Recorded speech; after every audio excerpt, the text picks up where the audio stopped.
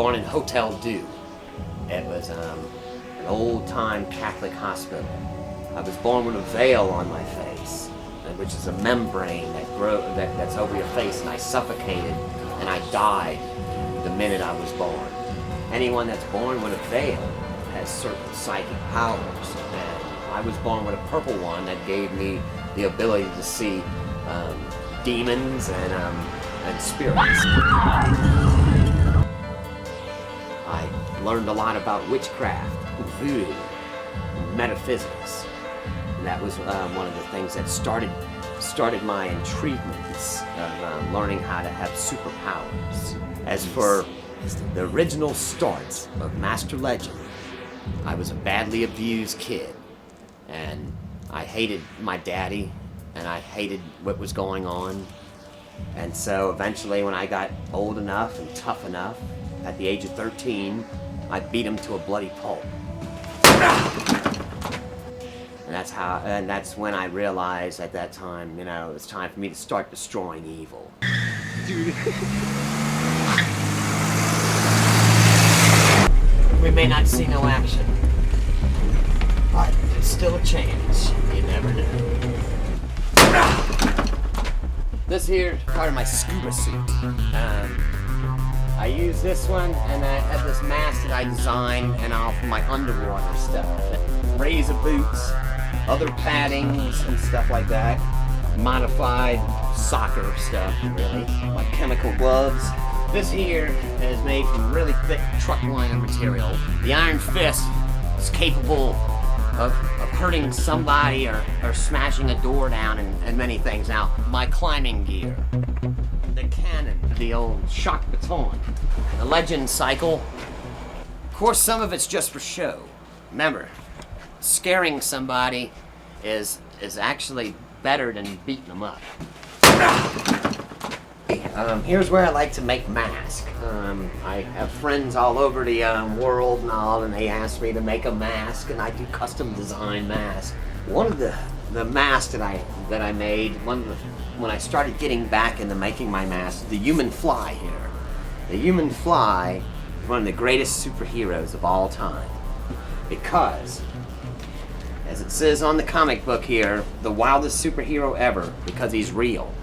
Now, when I was a little kid and I saw this, I knew of all these other superheroes, but when I saw the Human Fly, I knew then that it was time to jump into action and really start doing something about it, because if this man here did it, and he helped out so many little kids, little crippled kids and stuff with his motorcycle stunts and tight roping off of Niagara Falls. He's done so many wild stunts, it's unbelievable. But the man risked his life to make things better for poor little crippled kids.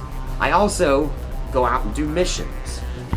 And I like to, you know, there's people that do donate, and they try to help out, you know, and I'm glad that people help out. Now this don't look like a whole lot, but I tell you what, we've got a train set here. We've got marbles, we've got Chinese checkers, we've got backpacks, we've got rugs, we've got masks, we've got a guitar, you know, a swim mask.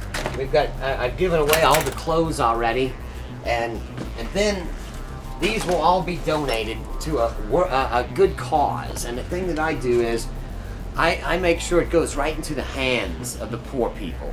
I don't make a penny off of this. I just go and try to help people out.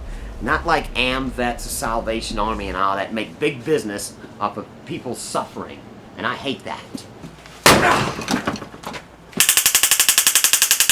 That'll still shock them. That's almost 1,000,000 volts right there. I'm trying to end staph infection. Now these staph infections are going on, and I'm gonna tell you why they go on. The reason is because of government. Okay? There's veterans being swept under the carpet. Do you realize there's veterans living out in the streets that served our country? I can tell you one of them I know right around here right now that got his lung and kidney shot out. And then you know what he gets for a reward? Lives out in the streets. And then they get staph infections. then they get germs and diseases. You know, you keep sweeping it under the carpet. It's eventually gonna mold, it's gonna mildew, it's gonna cause an infection, it's gonna come back at you.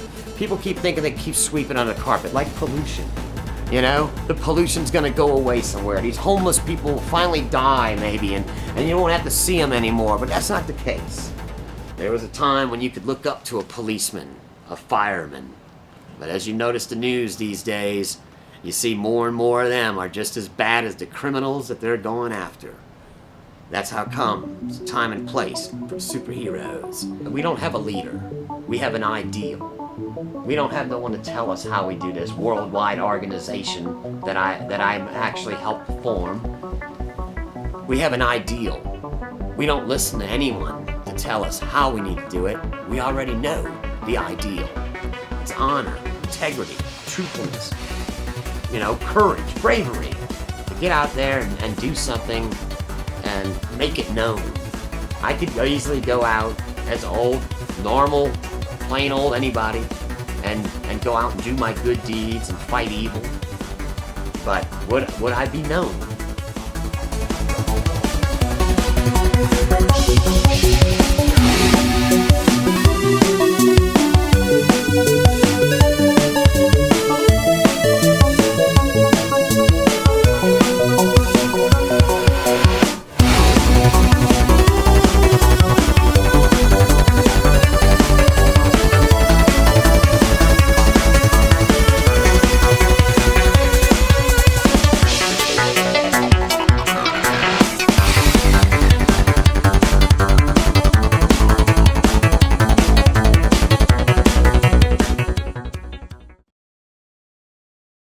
Then, when I gotta rile some crackheads up, when it's time to tell the crackheads, okay, I see you smoking that crack. You better get that crack on out of here.